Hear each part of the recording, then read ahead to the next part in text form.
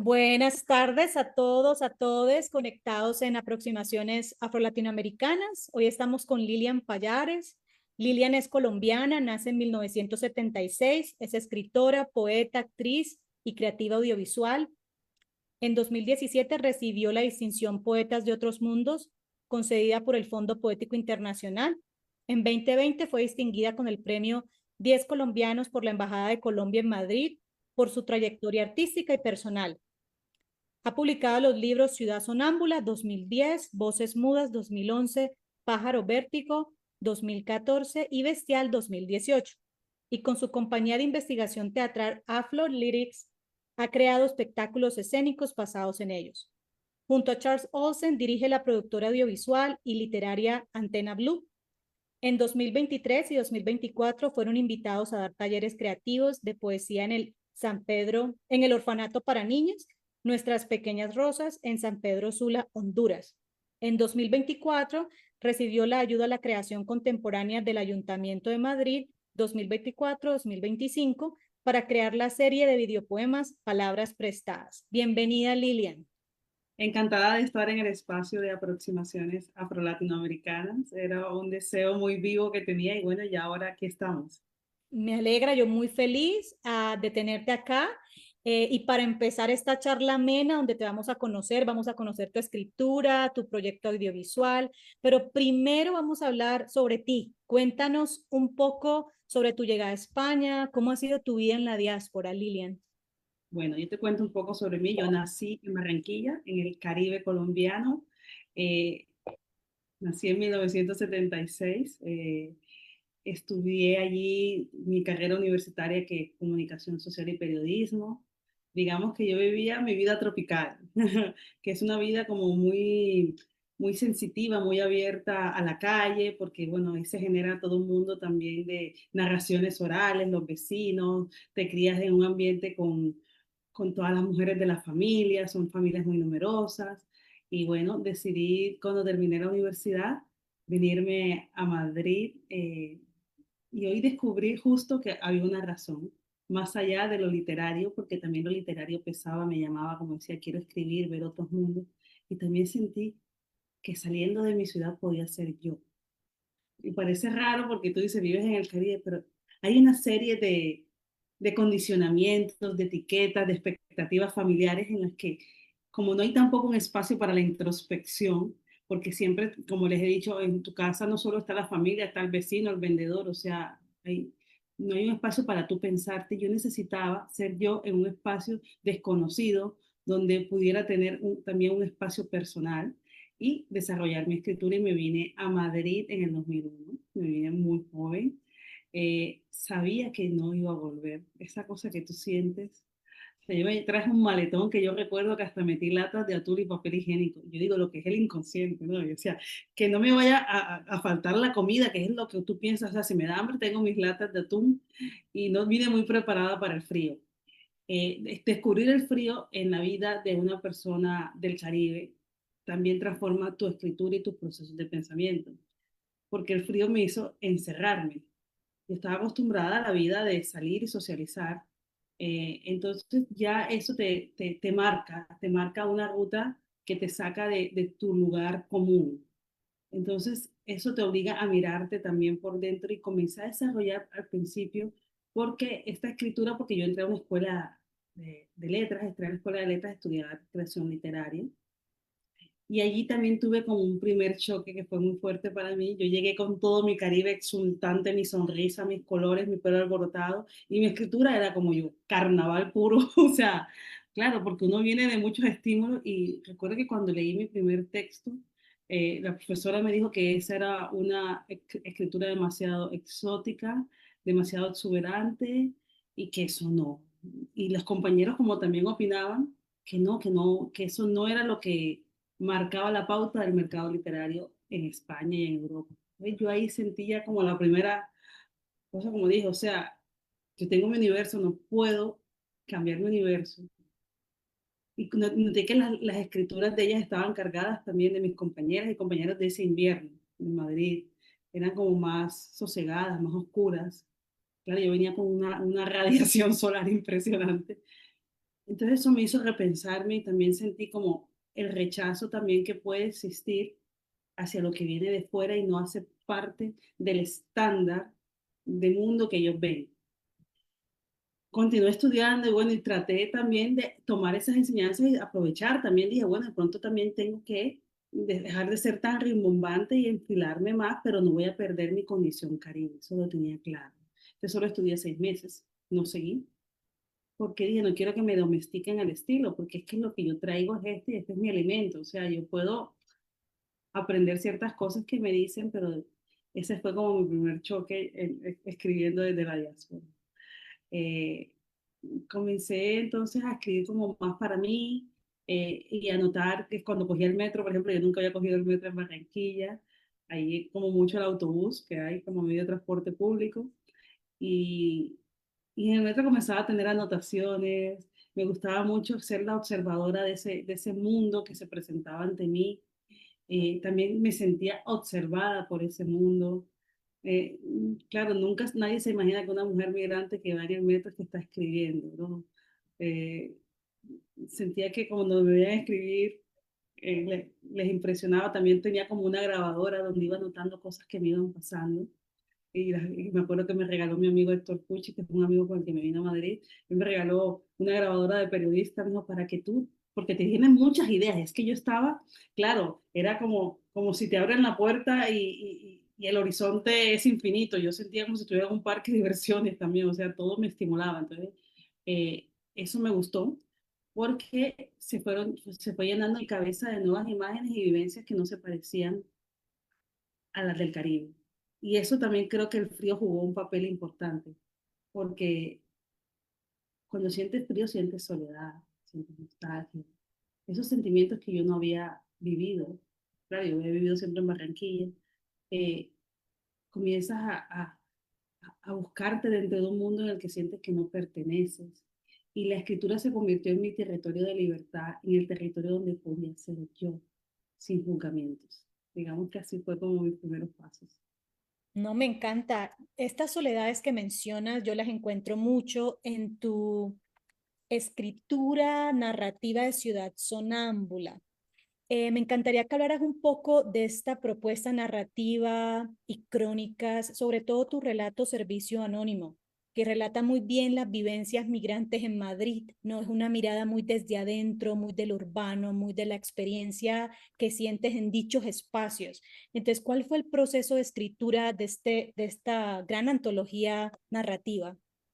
Bueno, aunque yo soy poeta, también tengo mi vena narrativa y me gusta la crónica. Bueno, para quien no sepa, en el Caribe colombiano la crónica es un género literario también. O sea, está la crónica literaria y pues yo crecí dentro de, ese, de esas influencias, ¿no?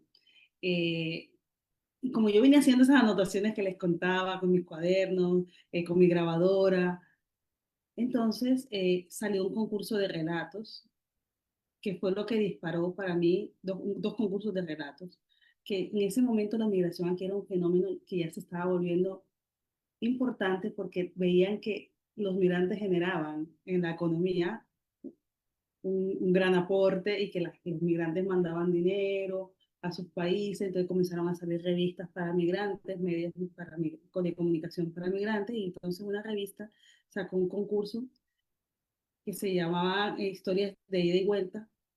Entonces ahí participé con Reflexiones del Vaivén, que hace parte de Ciudad Sonámbula, que es un relato breve, y yo lo escribí porque tenía un amigo cubano que él no hablaba así, él llevaba muchos años en España, y esa mirada de una persona que lleva más de 30 años en España es muy diferente a mí, que yo llevaba, que 5 años en ese momento, ¿no?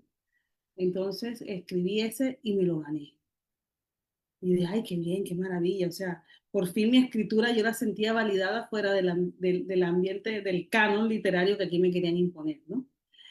Después sacó otra revista, otro concurso de relatos y participé con Servicio Anónimo, porque además justo ya había vivido un hecho, yo vivía en el centro, en la calle Mayor, cerca de Sol, donde hay muchos vendedores de top manta, que son estos vendedores africanos que que venden estas mercancías pues sin permiso, sobre todo venden CD de música, DVDs, DVDs, como decimos en América, de cine, películas de cine, también eh, como también venden como bolsos, o sea, cosas así informales para poder sobrevivir.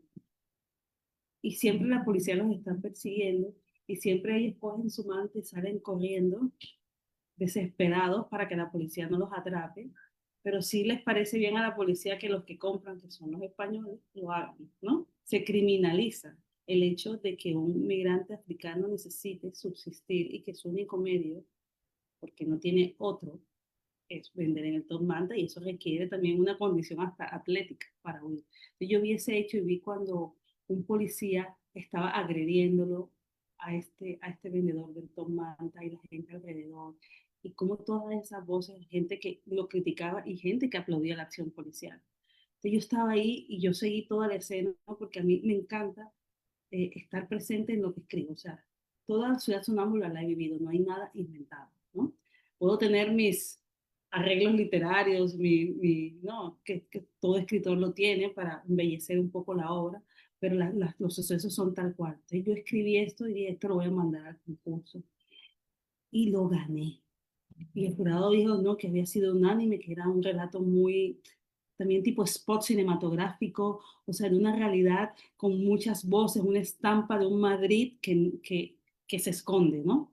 Entonces eso lo gané también hace varios años, muchos años, y ahí dije, bueno, y si yo vengo y hago con un libro, que yo tengo anotados datos de muchas historias que he ido viendo y voy buscando más historias de esta ciudad sonámbula, de esta ciudad que no se ve, que está como dormida, ¿no? Que no reacciona ante el fenómeno de la migración, que se quieren hacer los dormidos además, ¿no? Ante lo que pasa. Eh, yo quiero escribir un libro de crónicas y relatos de calle. Entonces me puse en eso y cuando lo tuve listo, pues lo publiqué y en este libro pues tengo la dicha de que Charles Olsen, que también es mi compañero, mi pareja, eh, participara con sus fotografías, que él no tomó necesariamente, sino que ya él las, no para el libro, ya él las tenía.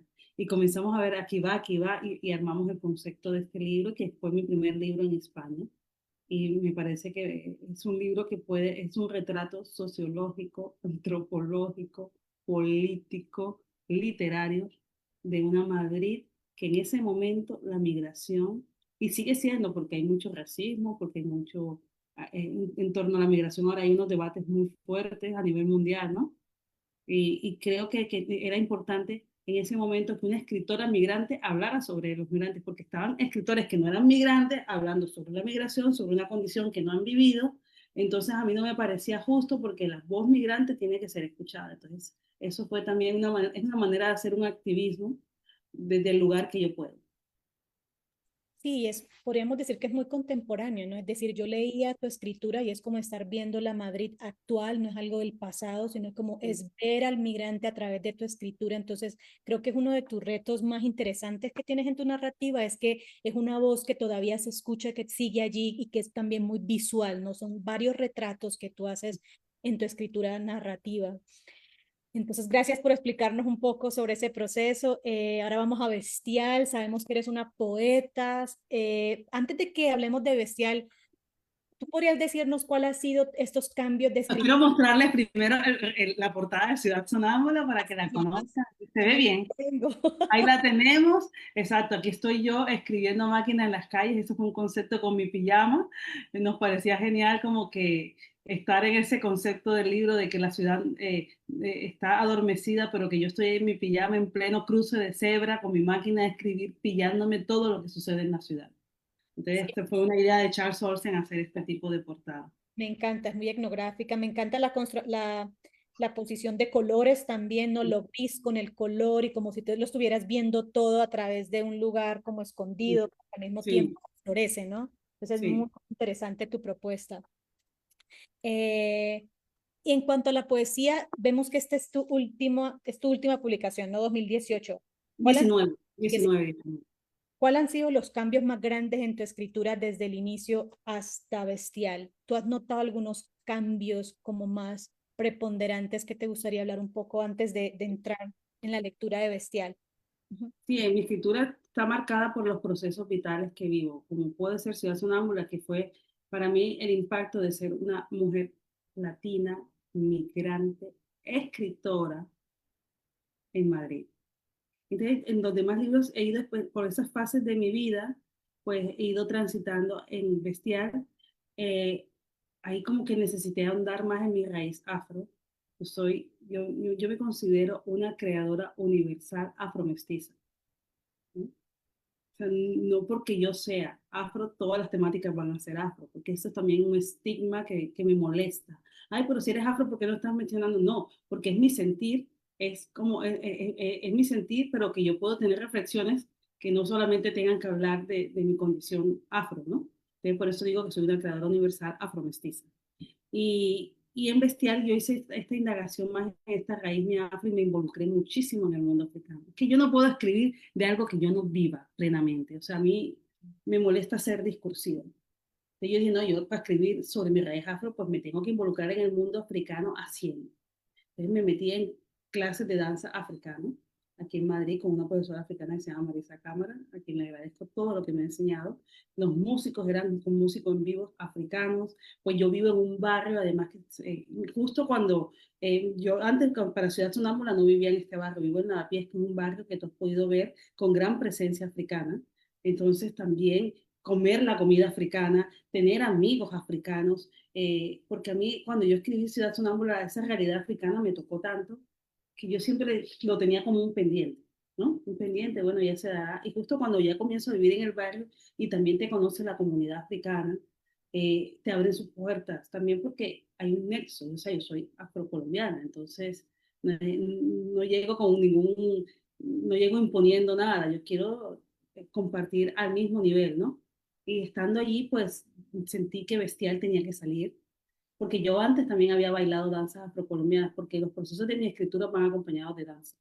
Si yo no bailo, a mí las palabras no me salen igual. O sea, yo necesito el movimiento. En Ciudad Sonámbula no bailé, pero caminé mucho. O sea, yo necesito movimiento para escribir. Entonces, indago la raíz, indago los orígenes. También es un libro con un gran poderío femenino desde esa ancestralidad afro. Es un libro, tiene unos capítulos que uno es carnal, es un libro carnal, tiene también esa fuerza viperina, tiene la subversión, tiene animalidad, o sea, todas las pasiones humanas, las más bajas, las explora este libro. Es muy primitivo, también lo digo. Entonces, eh, tiene también la parte que ya que te dije primitiva, carnal, a ver, la viperina. Son los capítulos del libro y la parte insurrecta, porque basta ya. Basta ya de que el afro tenga que servir callado y acomodarse a unas reglas. No, nosotros también venimos de mundos más naturales donde las reglas no restringen la expresión de tu alma, de tu ser. Entonces, digamos, un libro muy libertario. Muchas gracias. ¿Te gustaría escoger un poema de Bestial para que puedas compartir con Sí, nosotros? este poema, les explico, es un poema más íntimo, pero es un poema que tiene que ver con mi infancia, porque al explorar Bestial, pues me fui a mi origen. Mi padre también fue un hombre negro, ya mi padre falleció. Y esto es un capítulo de una infancia dolorosa, pero que para mí es una escena bestial, porque es dura, pero que bueno, que yo la viví de esa manera y la quiero compartir. Se llama Compasión. Veo llorar a la niña que fui. Está esperando en la cocina a que su madre llegue, mientras borracho su padre escucha rancheras. A oscuras, estrenando su ropa del 7 de diciembre, sabe que no encenderá las velas ni jugará a las chispitas mariposas, que cuando la canción acabe tendrá que poner otra y servir un trago más de ron. Por eso, a escondidas, detrás de la nevera, sin que él la vea, prueba un sorbo. Cree así mitigar el sufrimiento de quien se siente cómplice. En su corazón sabe que su madre no volverá. Quiero abrazar a esa niña, y secar sus lágrimas. Pero ella tiene que ser fuerte y mantenerse en pie toda la noche hasta que la cabeza de su padre caiga al suelo. Wow. Es muy conmovedor, si es un poema, ¿no? La realidad de muchas niñas en Latinoamérica, ¿no? Sobre todo que siempre no sabemos qué rol ocupamos en la familia a veces.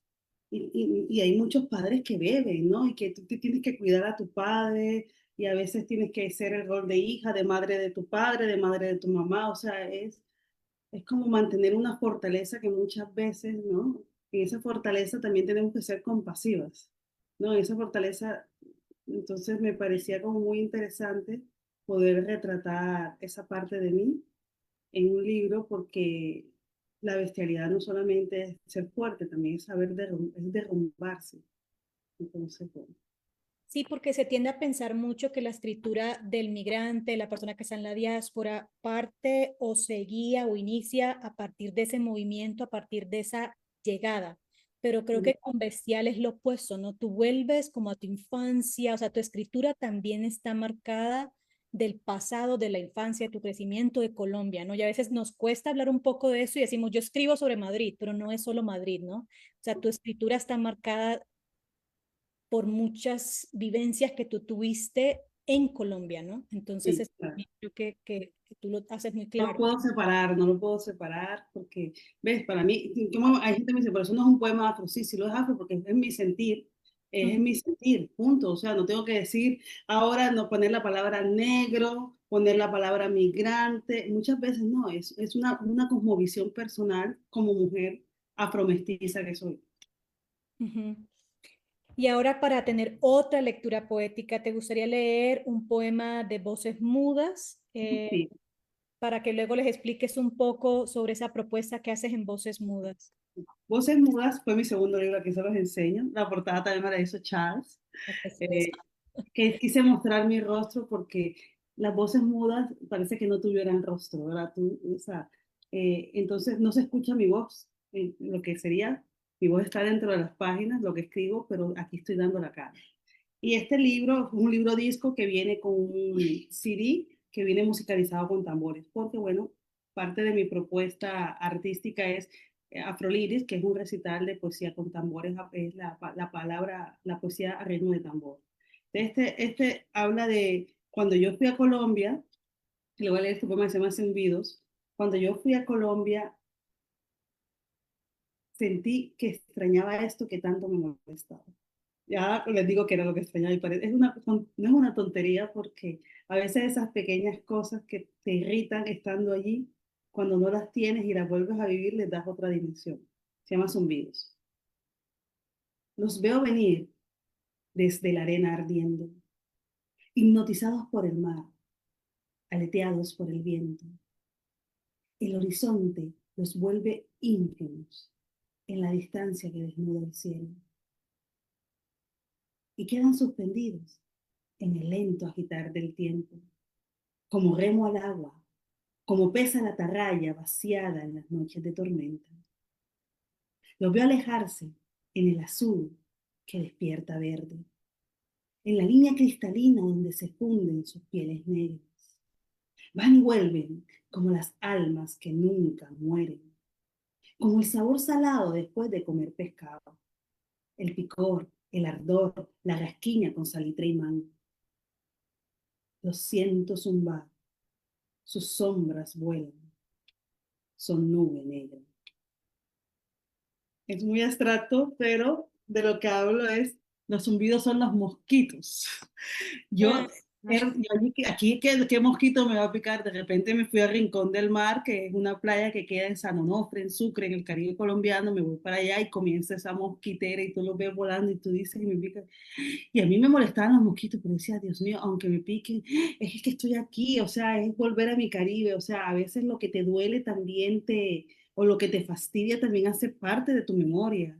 Y esos mosquitos para mí me llevaron a ese poema, pero también no solo los mosquitos, pueden representar muchas cosas más, esos zumbidos, ¿no?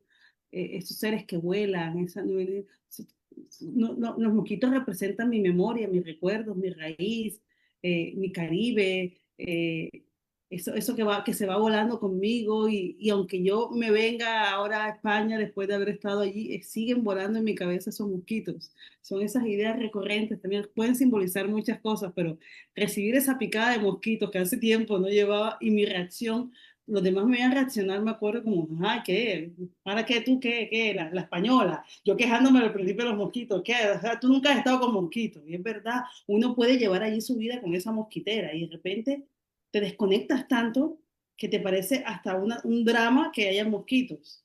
Ujú, ujú. Ahí me di cuenta, dije, mira cómo uno magnifica algo que le parecía tan normal en un momento de la vida. Qué Y lindo. un poquito me recordó, hey, tú eres de aquí, ¿cuál es tu película? Como si me dijera, ajá. Darte cuenta que tú igual sigues siendo de acá, ¿no? Por mucha distancia que tengas con el país. Exacto. Exacto. El mosquito me dijo, tú eres colombiana. Y para que sepas que, para recordarte que eres colombiana. Me pasa mucho, ¿no? Yo creo que uno se desconecta mucho de las costumbres, del país, del sabor, del calor, de las cosas cuando vives lejos, pero una vez que vuelves, como que el mismo espacio te recuerda, oye, tú eres de acá. Y Exacto, yo jamás pensé escribir sobre los mosquitos, ¿me entiendes? O sea, eso lo hace la diáspora también, que te vas y las cosas adquieren un valor. ajá, exacto. Unas se magnifican, otras se por debajean, otras las ignoras y Mm, otras son imposibles de evitar. Entonces yo creo que también esa distancia es muy sana también. totalmente, pero el irte también te hace apreciar, ¿no? Algo lindo que mencionas es cómo aprecias las nimiedades, la cultura misma cuando estás lejos y luego quieres todo aquello de lo que te quejabas, ¿no? Entonces es como una relación un poco conflictiva, pero que hace parte de tu identidad, ¿no? Es una cosa interesante. Bueno, yo quiero comentarles también que yo conocí a Lilian este verano, ella estuvo en Soria y trabajó con mis estudiantes, en el cual estuve enseñando una clase sobre las migraciones en España y escritores como Lucía Bomío, etcétera. Y yo conozco a Liliana Charles es a través del videopoema. Ellos llegaron y nos mostraron casas errantes. Ujú. Entonces, me encantaría que hablaras un poco de esa propuesta, qué es Antena Blue, cómo estás utilizando la poesía a través de del videopoema. Entonces, explícanos un poco qué están haciendo ahora. Sí. Bueno, Charles es de Nueva Zelanda, es un artista multidisciplinar impresionante, no porque sea mi compañero, pero es verdad. Entonces, desde que él y yo nos conocimos, hemos estado creando, él ha estado en todos los procesos de mis libros, en la fotografía, el diseño, siempre está. Pero Charles también, él realizaba, cuando yo lo conocí, hacía videoarte, no hacía videopoesía. Lo hacía como una manera más intuitiva porque Charlie en esa parte, él es autodidacta, ¿no? En la parte, él estudió bellas artes, pero ahí no hacían este tipo de trabajo. Pero entonces, al unirnos, comenzamos a hacer primero como juegos y acercamientos a los videopoemas, sin saber ni siquiera que estábamos trabajando ese género, porque él también escribe poesía. Entonces, ya al ver que hacíamos y que iban saliendo bien, decidimos crear nuestra productora que se llama Antena Blue, La Palabra Vista. Es llevar la palabra a la pantalla, poetizando la imagen, pero con nuestras propias creaciones, porque nosotros lo hacemos todo. No es que alguien venga y nos haga el video, todo lo hacemos nosotros. Hemos descubierto en esta línea, pues, una manera de crear muy interesante, porque a mí me parece que la poesía no solo, o la literatura se tiene que quedar en el papel.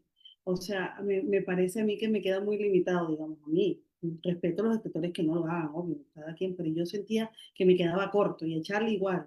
Y entonces nosotros le llevamos a otras dimensiones, no solamente en el papel, lo hacemos performático, hacemos performance, eh, hacemos videopoesía, hacemos espectáculos musicales de poesía también. Entonces, digamos que este mundo nos ha abierto puertas en muchos festivales y el videopoema viaja más rápido que el poema. Primero porque estamos ahora en una sociedad que el audiovisual ahora pesa muchísimo, sobre todo en el mundo juvenil, y nosotros queremos que los jóvenes también conecten con la poesía, y entonces hay que buscar los lenguajes que ellos hablan. Dos, que es más fácil que un videopoema vaya a un festival a que el poeta a veces se mueva, ¿no? Entonces, tres, porque también el videopoema tiene un juego que me gusta mucho porque está el poema, pero tú no llevas a la pantalla el poema textualmente, que si el poema dice una nube, tú muestras una nube. sino que tú haces como si hicieras un poema audiovisual del poema. O sea, hay otra reinterpretación. Entonces, ese poema se enriquece y genera otros diálogos. Entonces, estamos como muy comprometidos con eso y Casas Errantes, que fue el que presentamos para los alumnos en Soria, para los estudiantes que estudian en Soria, pues retrata la migración, que es un tema, a mí el tema de la migración, la verdad, me atraviesa por todos lados, porque bueno, ser migrante y vivirlo y siento que los migrantes tenemos que dejar un testimonio de los procesos que vivimos. Hay quienes lo harán desde la investigación, desde el arte, desde la política, desde la ciencia, pero hay que dejar un testimonio.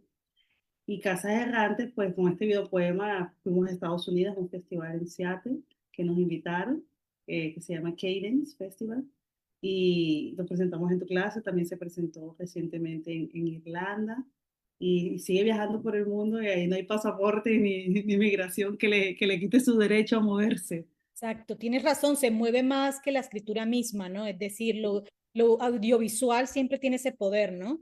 Sí, Se mueve muy al instante. Para refrescar un poco esto, quiero leerte unos comentarios que están haciendo en vivo en la página.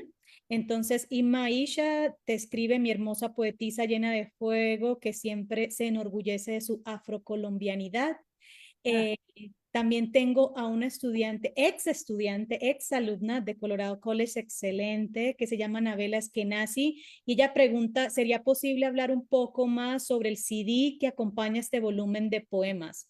Yo imagino que se está refiriendo a Voces Mudas, ¿no? Ujú. bueno, yo como bailaba les cuento. Bueno, primero, saludos a toda la gente que nos está conectando, que nos está escuchando y viendo. Voces Mudas sale porque yo bailaba danzas afrocolombianas.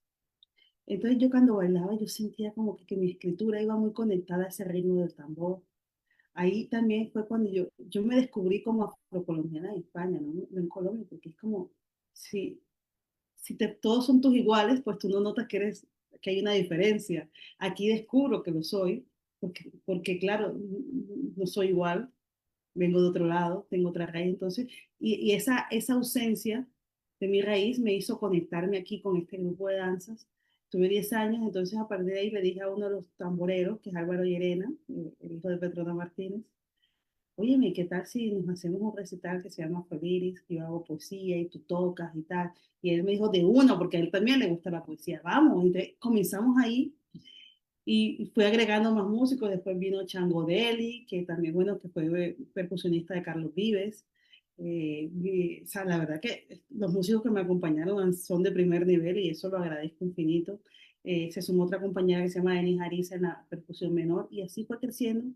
Entonces, ya cuando saqué Voces Mudas, dije, no, que hay tan enmudecido en el mundo que las voces, ¿no? Las voces de los menos favorecidos, están las voces migrantes, las voces que no hacen parte del mundo colonial, ¿no? Eh, y dije, no hay nada más silenciado que el tambor, porque el tambor es el instrumento de la libertad.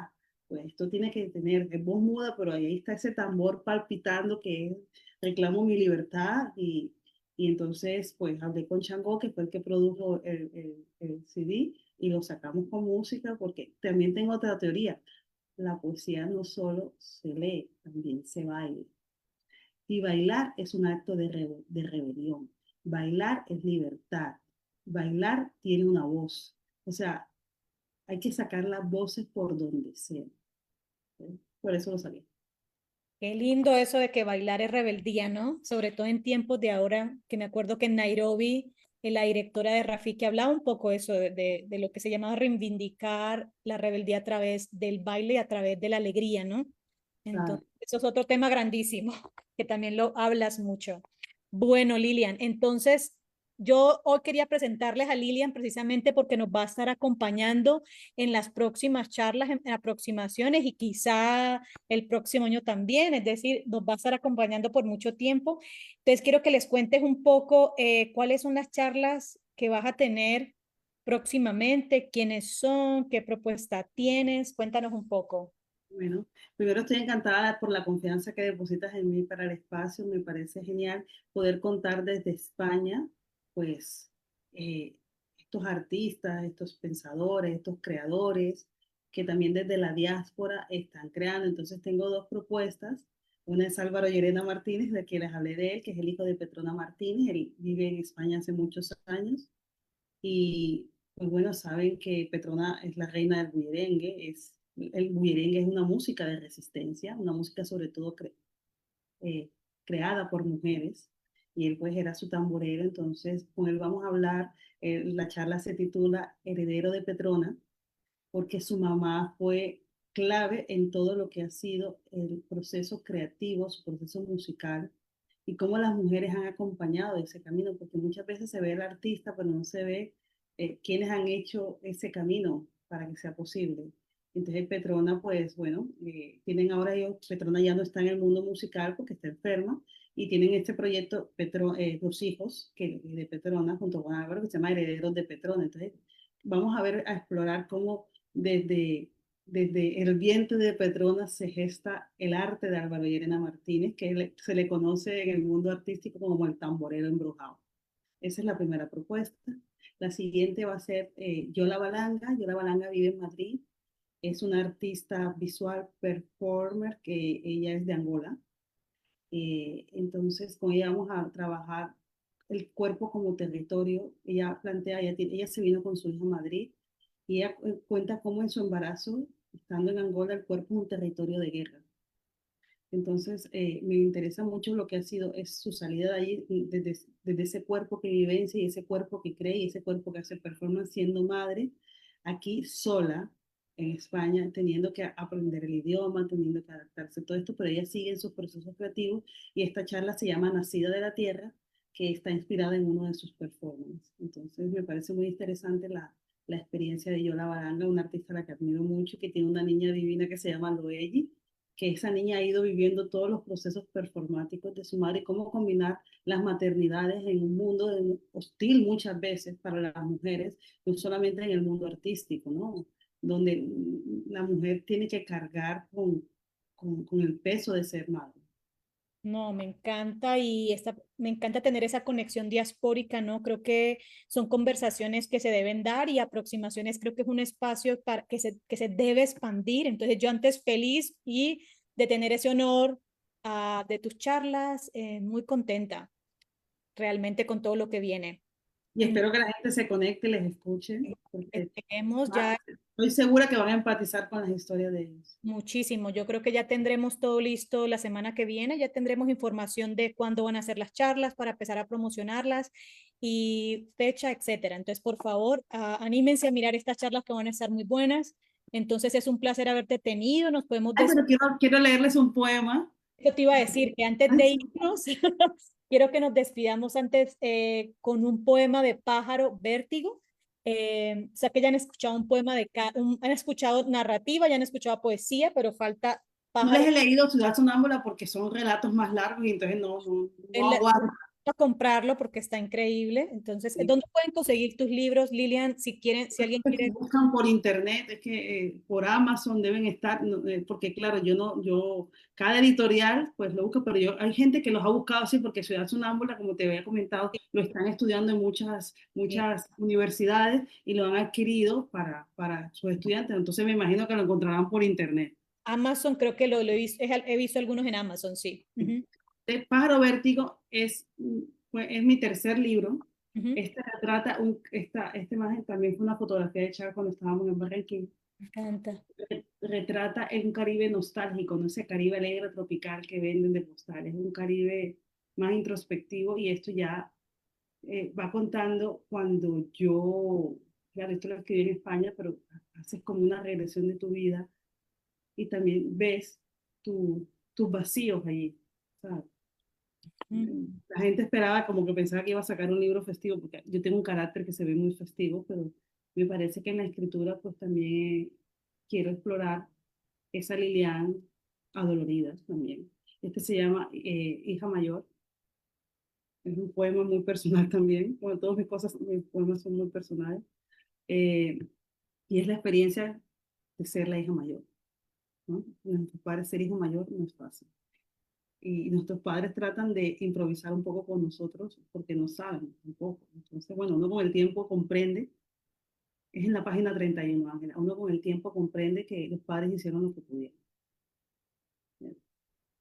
Soy la hija mayor, la que fue parida malamente, la melancólica, acatarrada, de sangre débil, la niña que jugaba con la sombra de la mecedora, mientras una canción moría de tristeza en la habitación de las cortinas cerradas. Soy la hija mayor de dos niños de corazón ciego, dos temerarios que hurgaban en la llaga hasta la saciedad del escándalo. De la profundidad de esa llaga nací yo, su víctima mayor. Como tal, conocí el sabor de la comida fría tras lánguidas horas frente a un televisor dañado, inquieta por los agigantados pasos de mi padre acercándose a la mesa. Soy la hija grande y la hermana mayor, la que jugó a ser la madre, la protectora, la que muerde, la flaquita con las piernas cortas, aquella que con los calzones grandes cargaba a su hermana pequeña con una cínica sonrisa en la boca. Ser la hija mayor es como ser el invitado más esperado de la fiesta. Con el paso de las horas y las copas, se vuelve muy visto, pero invisible, como las huellas de los dedos en los viejos álbumes familiares. Irremediablemente soy la hija y la hermana mayor, la madre postiza de mi hermana menor, la niña querida entre las queridas, la primera nieta con el pulso inquieto, el fantasma recién nacido, la primera en abrir la puerta, la última en saber de mí. Ah, me encanta, me encanta. Yo sé que cuando leo este poema, muchas personas que son hijas mayores o hijos mayores me dicen, me siento tan identificado. O sea, es muy doloroso ser hijo mayor. Digamos que ya el menor, ya los padres tienen como más experiencia, pero para mí fue doloroso serlo. También tuvo sus fortunas, obviamente, pero sobre todo cuando estás en familias disfuncionales, ¿sabes? Es complicado.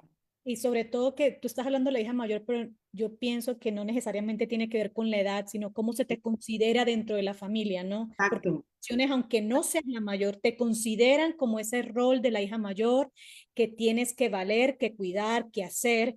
Entonces, por eso te digo que resuena con mucho, exacto. aunque no sea, ¿me entiendes a lo que me refiero? Es decir, Totalmente.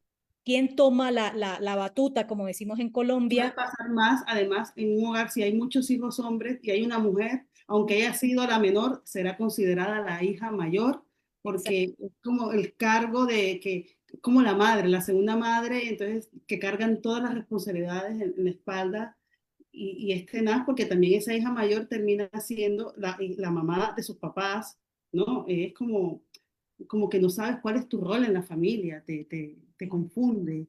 Y es Ujú. una exigencia tan grande, ¿no? Que Que tú yo eres me digo, sí.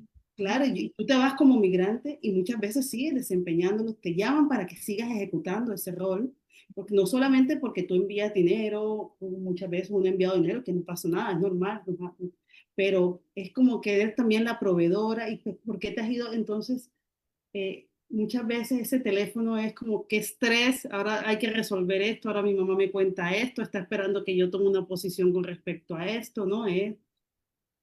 No dejas de serlo. Y yo cuando escribí este poema lo escribí aquí. Yo no me daba cuenta de lo estresante que era ser una hija mayor hasta que yo estoy aquí por una distancia y comienzo a ver esas llamadas de teléfono, no siempre, porque hay unas llamadas muy placenteras, obviamente, pero veía esas llamadas como qué terror tener yo que ahora, no se supieran lo que yo padezco aquí, lo que me cuesta todo, lo que tengo que lograr para yo tener que estar escuchando y resolviendo estos problemas que los pueden resolver ahí ellos sin que yo esté implicada, ¿no?